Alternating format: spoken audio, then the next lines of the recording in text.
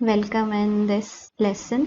यहाँ पर हम डिस्कस करेंगे बच्चों structure of chromate and dichromate ions and uses of potassium dichromate. तो स्ट्रक्चर की बात करते हैं, पहले क्रोमेट आयन ले लेते हैं। इस क्रोमेट आयन के अंदर बच्चों जो क्रोमियम है, क्रोमियम इज sp3 हाइब्रिडाइज्ड। अब आपको पता है अगर sp3 हाइब्रिडाइजेशन है तो ज्योमेट्री कैसी होगी, टेट्राहेड्रल। अब टेट्राहेड्रल ज्योमेट्री होगी तो आपको किस तरह से बनानी है, क्रोमियम और पहले आप टेट्राहेड्रल ज्योमेट्री बना दोगे इस तरह से, फिर आप ऑक्सीजन इस पर अटैच करोगे इस तरह से। अब क्योंकि यहाँ पर दो नेगेटिव चार्ज है तो आप क्या करोगे, दो ऑक्सीजन पर इस तरह से नेगेटिव चार्ज लगा दोगे। अब बाकी जो दो ऑक्सीजन है उन पर डबल बॉन्ड O इस तरह से लगा दोगे। तो ये हो गया आपका स्ट्रक्चर क्रोमेट आयन का। अब यहाँ पर अगर आप ऑक्सीडेशन स्टेट चेक करें क्रोमियम की तो कितनी आती है बच्चों, +6। +6 में अब आप देखो यहाँ पे क्रोमियम 6 इलेक्ट्रॉन शेयर कर रहा है अगर ऑक्सीजन के साथ, तो 1 2 3 4 5 6, तो +6 ऑक्सीडेशन स्टेट आ गई यहाँ पर। आप इसके रेजोनेटिंग स्ट्रक्चर्स भी बना सकते हो और फाइनल स्ट्रक्चर को आप इस ढंग से रिप्रेजेंट कर सकते हो। तो अगर आपको पेपर में पूछा जाता है तो आप इन दो स्ट्रक्चर्स में से कोई सा भी स्ट्रक्चर बना सकते हैं। तो क्या करोगे, क्योंकि ऑक्सीजन जो नेगेटिव चार्ज है ऑक्सीजन पर वो इन चारों ऑक्सीजन पर डिस्पर्स हो सकता है, तो आप ओवरऑल स्ट्रक्चर इसका इस तरह से भी शो कर सकते हैं, ड्रॉ कर सकते हैं आप। नेक्स्ट बच्चों स्ट्रक्चर ऑफ डाइक्रोमेट आयन। तो डाइक्रोमेट आयन के अंदर अगेन जो क्रोमियम है, each chromium is sp3 hybridised और sp3 हाइब्रिडाइजेशन है तो कैसी ज्योमेट्री होगी, टेट्राहेड्रल। अब यहाँ पर जो दो टेट्राहेड्रल यूनिट्स बनेंगी बच्चों, उसमें एक ऑक्सीजन ये यूनिट्स क्या कर लेंगी, शेयर कर लेंगी। तो कैसे दिखाना है आपने इस तरह से दिखाना है, ये एक ऑक्सीजन यहाँ पे दोनों टेट्राहेड्रल यूनिट्स शेयर कर लेंगी। तो आपके पास इस तरह से ये स्ट्रक्चर बन जाएगा। अब ये बना लिया आपने, फिर नेगेटिव चार्ज टू नेगेटिव है तो आप दो ऑक्सीजन पे इस तरह से नेगेटिव लगा दोगे और बाकी डबल बॉन्ड O दिखाओगे इनको इस तरह से, डबल बॉन्ड O। अब अगेन ऑक्सीडेशन स्टेट हर एक क्रोमियम की कितनी है, +6। तो यहाँ पर देखो आप 1 2 3 4 5 6, सेम हेयर 6 + 6 ऑक्सीडेशन स्टेट, तो हर एक क्रोमियम 6 इलेक्ट्रॉन शेयर कर रहा है। आपने बच्चों एक और चीज याद रखनी है कि डबल बॉन्ड आप कभी भी यहाँ पे जो ऑक्सीजन ये दो यूनिट शेयर कर रही हैं उस पर डबल बॉन्ड नहीं बनाओगे। इस स्ट्रक्चर को आप तरह से भी बना सकते हैं।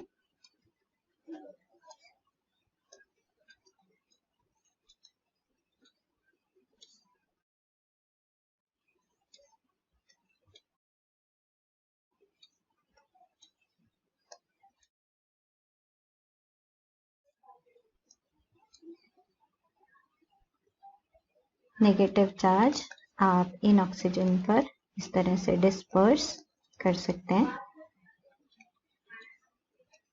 आपने याद रखना है कि नेगेटिव चार्ज इस जो यूनिट ऑक्सीजन शेयर किया हुआ इन दोनों यूनिट ने उस पर नेगेटिव चार्ज डिस्पर्स नहीं करवाना है आपने, ओवरऑल टू नेगेटिव। तो ये है स्ट्रक्चर ऑफ डाइक्रोमेट आयन।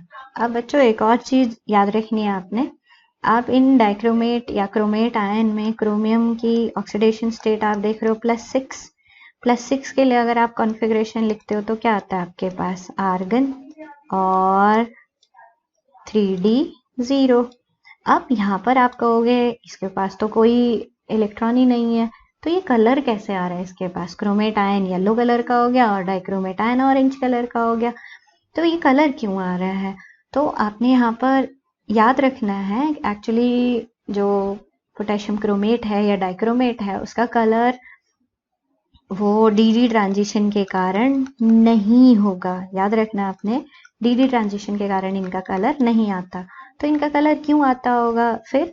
तो यहाँ पर एक स्पेशल फिनोमिना आपने याद रखना है, होता है charge transfer. Due to this charge transfer these two ions appear colored. Charge transfer कैसे कि ऑक्सीजन जो O नेगेटिव है उससे एक इलेक्ट्रॉन शिफ्ट हो जाता है क्रोमियम में, और उस चार्ज ट्रांसफर के कारण ये क्या होते हैं? कलर्ड होते हैं.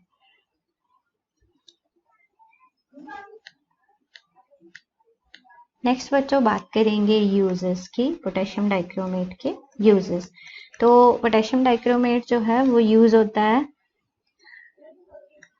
as an important laboratory reagent,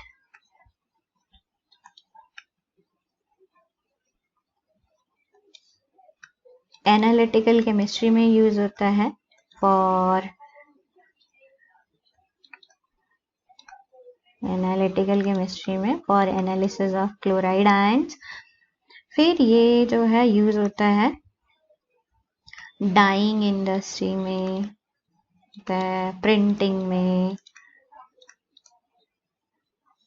फिर बच्चों आपने याद रखना है ये यूज होता है for formation of different coloured pigments बनाने में यूज होता है.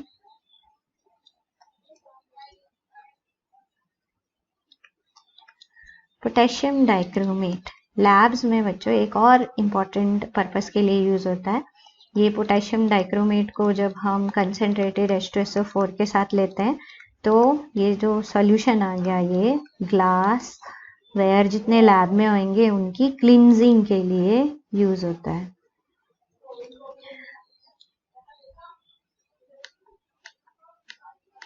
पोटेशियम डाइक्रोमेट का एक और इम्पॉर्टेंट यूज है बच्चों, ये यूज होता है as a breath analyser. Breath analyser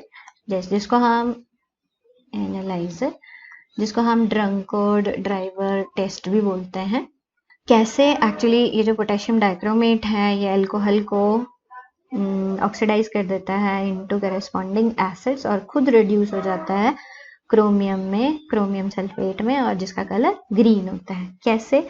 आप देखो यहाँ पर पोटेशियम डाइक्रोमेट है और ऑक्सीडाइजिंग एजेंट एक्ट कर रहा है ये, तो क्या करता है ये चेंज होता है पोटेशियम सल्फेट में प्लस क्रोमियम सल्फेट में प्लस वाटर और प्लस ये निकालेगा क्या यहाँ से नेसेंट ऑक्सीजन. आपको ये रिएक्शन याद ही होगी. इस तरह से आप इसको बैलेंस कर सकते हैं. नेक्स्ट अल्कोहल C2H5OH लिख सकते हो आप. ये ऑक्सीडाइज हो जाता है किसमें? पहले ये चेंज होता है इथाइल अल्कोहल एल्डिहाइड में और फिर फर्दर ऑक्सीडाइज हो जाता है इनटू एसिड. तो ये बन गया एसिटिक एसिड. अब यहाँ जो इथाइल अल्कोहल है, आपको पता है ये जो इथाइल अल्कोहल है ये इंपॉर्टेंट कॉन्स्टिट्यूएंट है किसका? जो हमारे पास ड्रिंक्स होती हैं, बेवरेजेस हैं, उनका इम्पोर्टेंट कॉन्स्टिट्यूएंट है ये इथाइल अल्कोहल. अब किसी ने अल्कोहल कंज्यूम किया है या नहीं किया है, कैसे टेस्ट करते हैं? ये ब्रेथ एनालाइजर में ये पोटेशियम डाइक्रोमेट का सॉल्यूशन होता है और पोटेशियम डाइक्रोमेट पहले कैसे कलर का होगा? ऑरेंज रेड कलर का होगा. और जो भी ड्राइवर जिसने अल्कोहल कंज्यूम किया उसको क्या कहते हैं कि इसमें फूंक मारने को कहा जाता है.